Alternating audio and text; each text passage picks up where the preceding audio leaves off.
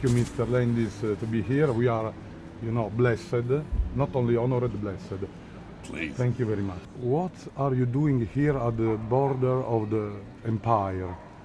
The border of the empire. I'm here for Cinema Muto. The great David Robinson was a friend, and he ran Cinema Muto for many years before Jay. And I'd been here once, maybe twice, but I've been here before, years ago. And it's an unusual opportunity to see silent film projected at the right speed, the right aspect ratio, with live music. And it's a wonderful festival. Thank you. But, I don't know if maybe you are surprised that this festival, so high quality, is in a place not Paris, not London, not Rome, not New York. Why would I be surprised? I ask you, no? No. For you, it's okay that... I expect it to be high quality. And it is. I mean, you have... it's an interesting festival because most of the people here they're either archivists or academics or students or scholars. It's a very serious group, but the opportunity to see silent films correctly and to see many films I wouldn't see otherwise.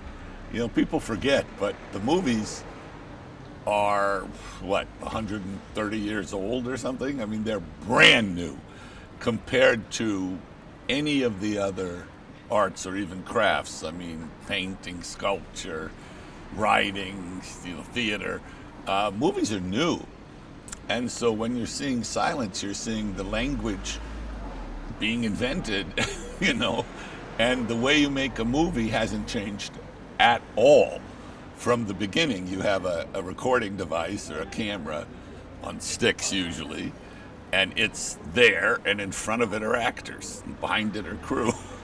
And you get the pieces and you cut them together and you create a narrative. And what's remarkable is how quickly some great films were made, truly great films, from all over the world. I think Talkies was kind of a disaster because it created Tower of Babel. And, Italian movies and German movies and French movies would play in the United States in silence and could be big hits and everything.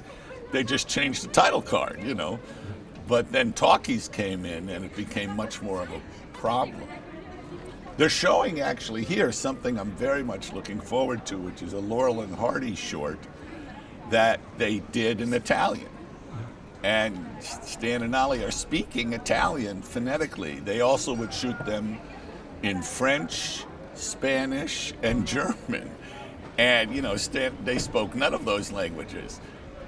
And what's extraordinary when you see them is that their characters are so strong, and that even if they're mispronouncing the words, you totally understand their intent and their thoughts. And then the rest of the cast is either Italian or French or German or Spanish.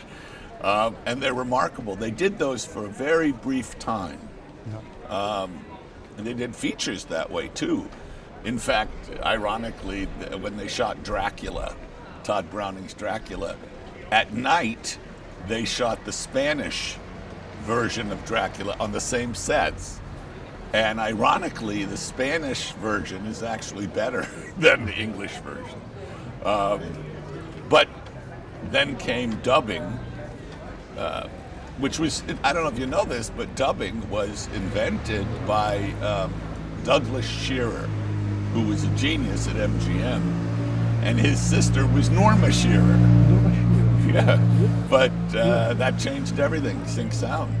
Well, with digital technologies, you can restore a lot of the films, not just silence, but talkies too. You can, even new ones, you can bring them up to a higher quality.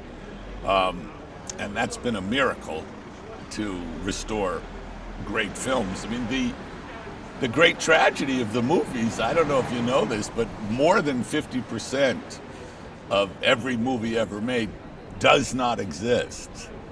And there are many reasons for that, but one of them is because they were popular entertainment, and it was the movie business.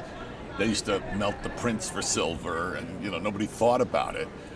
And now it's been enough time that people realize these things are precious, and they must be preserved, and they must be seen. It's one thing to talk about Laurel and Hardy or Charlie Chaplin or Buster Keaton, quite another to see it, to see the movies.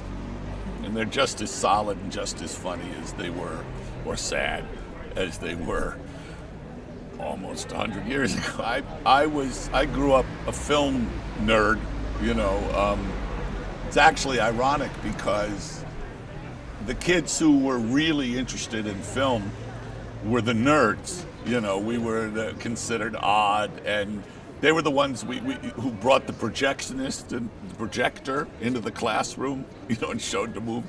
But I grew up in Los Angeles, and I was very lucky because the people who created the business were alive. I was born in 1950, so I really got to meet. Yikes. That's Alfred Hitchcock making a cameo. He missed it. He didn't turn the camera. But I got to meet so many great silent filmmakers, Alan Dwan, Raoul Walsh, William Wyler, and George Stevens and Hal Roach, and so many, because they were men in their 70s, and 80s. And it was, I was able to meet them and learn from them. And I started in the film industry, I guess, as a mailboy at 20th Century Fox. So I was there in the 60s when it was still a movie. The studios are gone now, but they used to be these factories that the product was movies. And the miracle of Hollywood, and it is a miracle, is for 50 years, maybe more, you had MGM and Columbia and Paramount and RKO and 20th Century Fox and the United Artists. There were all these different companies, Goldwyn Studios, and each one would make 45 to 50 feature films a year. That's incredible, and what's really incredible is most of them were pretty good. It's quite something, and when you realize what a miracle it is to get a movie made at all, I mean, movies are alchemy.